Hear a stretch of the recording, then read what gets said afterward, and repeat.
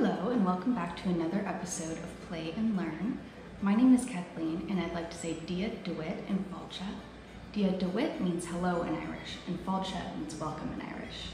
I'm so glad you came to see me today. Today we're going to be reading Pete the Cat and the Great Leprechaun Chase. Are you ready? Let's jump into it. Tomorrow is St. Patrick's Day and Pete's teacher, Mr. G, is teaching about leprechauns. The only time you can catch one is on St. Patrick's Day. A leprechaun will bring you good luck, Mr. G says. Now everyone in class wants a leprechaun. Pete gets a great idea. He will open a leprechaun catching business. St. Patrick's Day comes and Pete gathers some supplies. He hangs a sign above his stand. This will be easy, Pete thinks. Squirrel is Pete's first customer. I want a leprechaun, Squirrel says. I need good luck for my test. Cool, I'm on it, says Pete. Pete has a plan. He will follow a rainbow until he finds a leprechaun. Finally, Pete arrives at the end of the rainbow and finds Clover the leprechaun next to a pot of gold. Pete sneaks up behind Clover. Swoosh! But Clover is too fast. Did you think you could catch me so easily? He asks. Once there was a cat named Pete who thought nabbing some luck would be neat. Then he happened upon a smart leprechaun who he'll find quite tricky to beat. Clover disappears in a puff of green smoke. Pete will need a new plan. That afternoon, Gus visits Pete's lucky leprechaun catchers. I want a leprechaun, Gus says. I need good luck for my band recital. Pete says, I'll see what I can do. Pete plans to lure Clover out with his music. He plays a jaunty song on his guitar.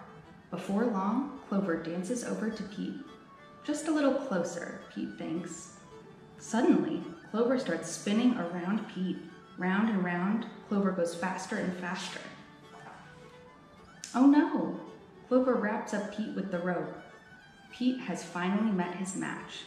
A crafty leprechaun he just can't catch. He'll never win. He better give in, or find something else to catch. That evening, Callie visits Pete's lucky leprechaun catchers. I want a leprechaun, Callie says. I need good luck for my tennis match. Says Pete. St. Patrick's Day is almost over.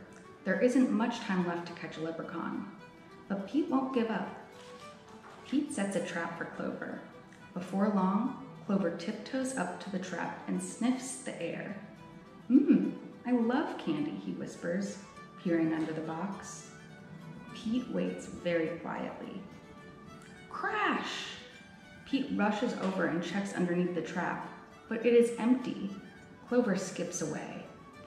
Pete has tried many a plot, but still I haven't been caught. And isn't it dandy? I even got candy, while Pete ends up with squat. Pete has an idea. He follows the trail of spilled candy to Clover's secret hideout. Pete sneaks up behind Clover. Swoosh! Pete finally catches Clover. Why do you want me? Clover asks. I'm helping my friends who need some extra luck, Pete says. Luck doesn't come from having a leprechaun, says Clover.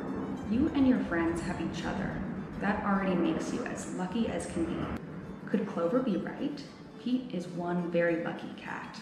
A lucky cat who doesn't need a leprechaun. He lets Clover go. Pete decides he will be the good luck his friends need by helping them out himself.